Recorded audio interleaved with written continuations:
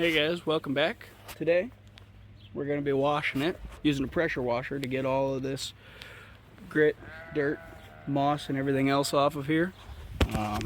As you can tell, we've got a lot of buildup on the roof, places like that. We'll be getting the rest of this sticker off of here, plus all the fading work that it's done to it. We'll be giving the engine bay a nice wash down real quick, and then when it dries up, whatever paint just kind of came off from not sticking real good, we'll repaint on there.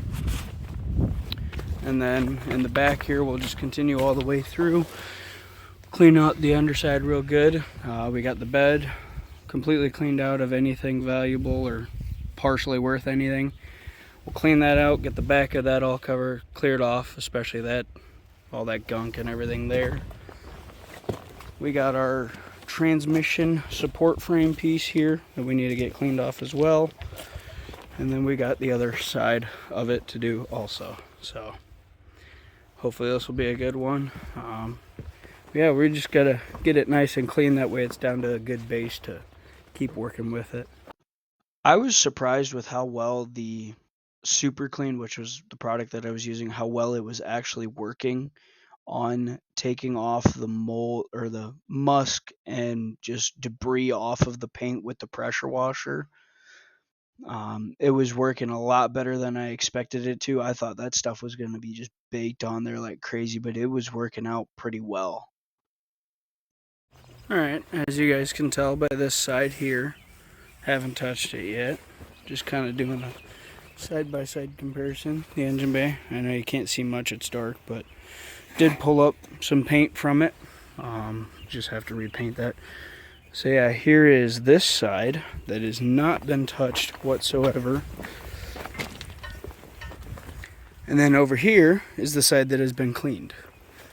And as you can tell, it is back to a nice bright white for the most part of it. And it looks really, really good. So hopefully I'll be able to get this done yet tonight. Sun's going down, and so we won't have much lighting, so I'll probably have to pull out some spotlights and light it all up. But yeah, definitely hoping I'll be able to get this done tonight. That way it'll look freshly done, but it won't be done. We'll still need to paint it, but it'll look a lot better. So I did a little bit of research and digging into the actual conversion kit of that truck, and I found some pretty neat information. Definitely not all of what I've wanted to find yet, but I've definitely found some more. So that truck was done by a company called Sellers Manufacturing, which is in Milford, Indiana, which is about 15 minutes away from where I live. So it's really neat to see that it was done by a company that's actually pretty close to me. That company, I believe, if I remember correctly, was started in 1962 or 1963. A couple of different pages that I looked at, they didn't know exactly which one it was, or they didn't specifically say. And then, so Sellers in of themselves, what they did was they provided chassis modifications, motorhome chassis cutaway and engineering and designs. They did steel and aluminum fabrications. Those fabrications were done on recreational and commercial vehicles. The chassis modifications that they did were wheelbase modifications, drive shaft manufacturings, chassis cross members, and extensions. So like with this truck, it has a chassis extension or a frame extension, and you could tell by underneath there are proper chassis welds in place of it. They also did your tag axle system installations, brake retarder installations, chassis drop ship programs, and as well as lift gates, fifth wheels, truck beds, and leaf springs. So they're really a pretty interesting manufacturing company. They were bought out by Lippert Components, which is an RV company out of Goshen. They bought them out in 2010, and so that's kind of how that company just kind of died out. Those truck conversion kits weren't not necessarily popular, but not a whole lot of people did them. And so that makes them a lot more rare and very interesting. And the companies that did do them, there's a big difference in between all of them. Some of them added a third door, other ones made the body line flat all the way across. Some of them didn't, and they kept the fenders on for the duals. But yeah, there's just a bunch of different styles of it, which is really, really interesting. All right, now let's get back to the video. All right, and there it is. Washed down the outside of it completely. Still some spots up top, and there's a little bit yet on the sides as well. Not a whole lot left, but I ran out of solution to keep on cleaning it super hard, but it looks a whole lot better than what it did to begin with, so I'm very happy with it. Got the bed cleared out a lot. Still got a lot of grease in that corner there, but it looks a lot better and makes me feel a lot better about it and working on it. Sprayed the underside quite a bit. Got a lot of that off, so that's good for that. And yeah, that's all we got for tonight, and then we'll see what else we can cook up and keep going. Alright, welcome back, guys. So now that the exterior of it is all fairly good and nice, it's not the greatest, but it's not the worst, it's time to move into the interior. Probably one of the more iffy parts. Granted, you know, no motor, but one of the worst parts of it. So now we've got to get all this stuff out here first, and then we'll address this stuff later on. But yeah, went and set my tools in here and stuff, but we got to get all of these boxes out, parts and everything, and then just try and get all of the actual interior out itself. That way we get rid of that musk, and then we can start from a fresh base, do any of the patchwork that we need to on the floors and that stuff, and go from there. Alright. Got a belt tensioner here and I guess you could say wrench. It's one of the weirdest wrenches I've ever seen. It's got a bunch of different holes in it. I don't know if you can see that or not, but it's got a bunch of different holes in it and stuff like that to do different size sockets, or not sockets, but heads of bolts.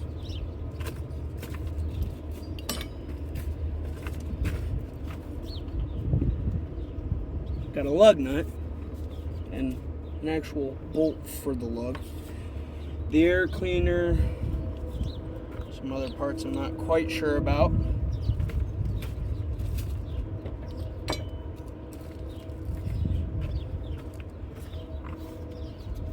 Yeah, there's just a lot of random stuff in here.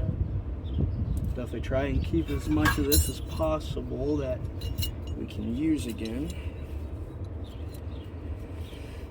This looks like it might be part of the shift linkage.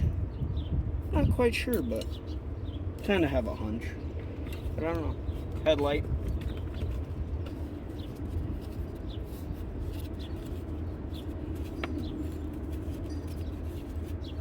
The old shift boot. Rough condition.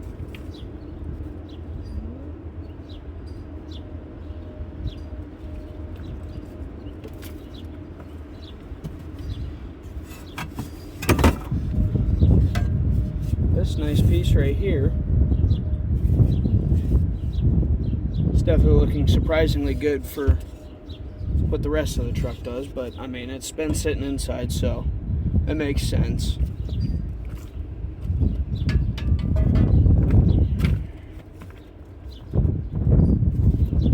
Ooh, we're rich. First penny of the truck. more that I look down at the bottom of this seat, I can tell that it's pretty rough on the floor, so that'll probably end up being quite a bit of fun trying to get that all figured out.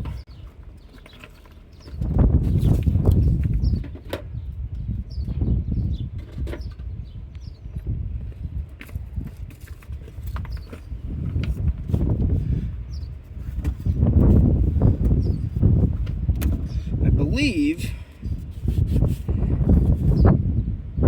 this, correct me if I'm wrong, but I believe this is the ECU for it. I think it's new enough for that, but I can't quite remember. But it's definitely something electronical, but it looks pretty rough, which most of my motor stuff will end up coming from the other truck anyways, so I'm not super worried about it, but it would be kind of nice to have backup parts as well. Get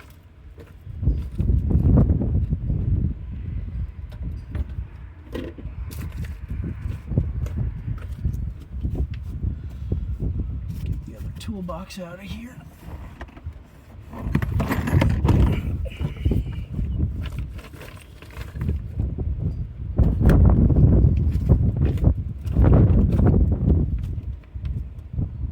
In here, but not quite sure what the containing pieces of it are.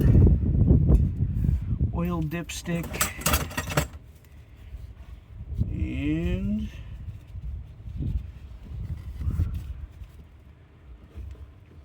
this. No idea what it is. We'll figure it out. I'll keep on pulling stuff out of here and let you guys know kind of when I get more of these parts out and stuff. I'll kind of go over what all was inside of it and we'll go from there. Alright, so we've got pretty much most of the parts out of the front here. There's a lot of this, it's like foam, I guess, but it's from behind the dash. I think rats and mice have been eating it up and everything. I've still got pieces of the transmission back here, the flywheel, clutch cover, clutch and stuff like that, and yeah, just a couple little pieces yet.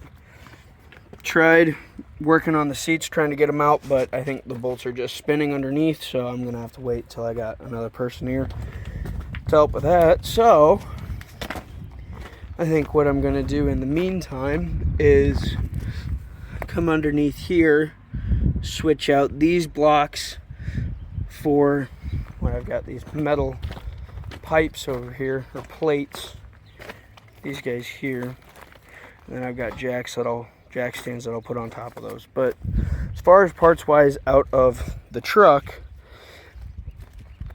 we've got a decent amount of this stuff. Some of this stuff was sitting in the bed as well, but the majority of this right here all came out of the cab. So we've got, you know, headlights, brake lights, pretty much all the electrical stuff they put inside the cab, plus the air cleaner and some of the belt tensioners, stuff like that. And then this guy here, which I'm not quite sure where he goes to,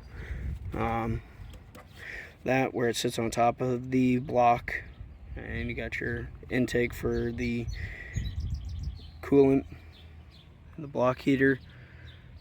And then you got, yeah, the alternator was sitting in the engine bay itself. But like I said before, we've got what's in that side of that truck to go in there into the engine bay, so I'm not super worried about it. But yep, once I get another person here, we'll try and pop both of these seats out. Might end up just having to cut off bolts, but we'll see what we have to do with that. What we'll end up doing is I just want to go under there, switch out blocks, and then see what the rear end looks like, the inside of it, see what all the gears and all that stuff look like. I'm assuming for it sitting as long as it did, there's not any oil in there, but we'll see what it looks like once we do open that. Swapped out the wooden blocks for some steel and some actual jacks, so this will be a little bit more sturdy for us. But instead of looking into that back cover for right now, It's a little bit windy and I don't want to get oil all over the place. But we are going to go and try to remove the fuel tank because I'm not sure if there's any good in it left. So we're gonna figure out where our straps are at and get that detached. And then we've got this piece here, which with this bed being fiberglass, looks like it's pretty much already loose. And we should be able to just pop it out. So yeah, let's actually see here.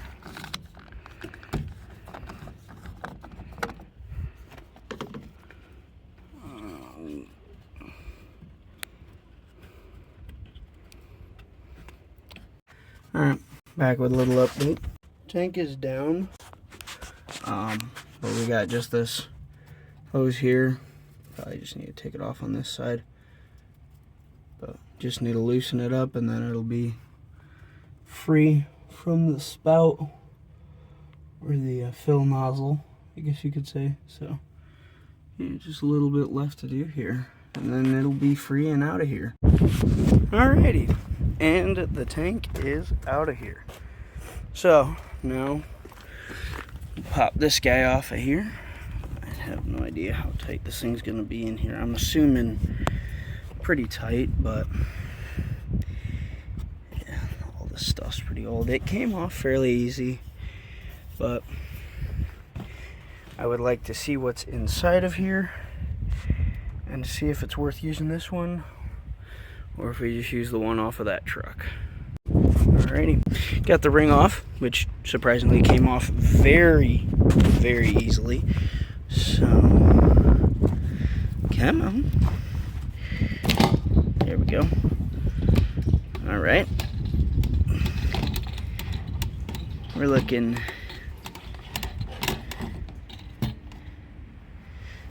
okay, so there's our fuel gauge. Okay. Figuring out more about how this stuff works. Looking very rusty, but these wires and everything are looking good. That filter is clogged. And then in here, I don't know if you guys can see in there or not, but looks like we do have a little bit of debris in there, but it's actually not bad at all, which is surprising. So for just a second, we'll set this guy back in here. That way it's all sealed off, but we'll figure out what to do with that. That actually looked a lot better than expected. So we'll kind of see where we go with it from there.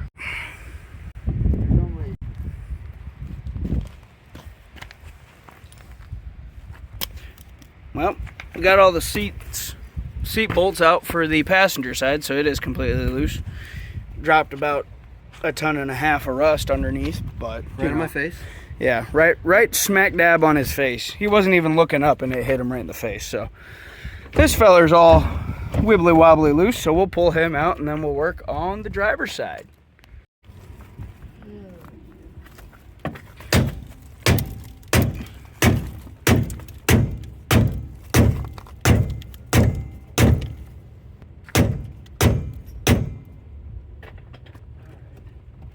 Here is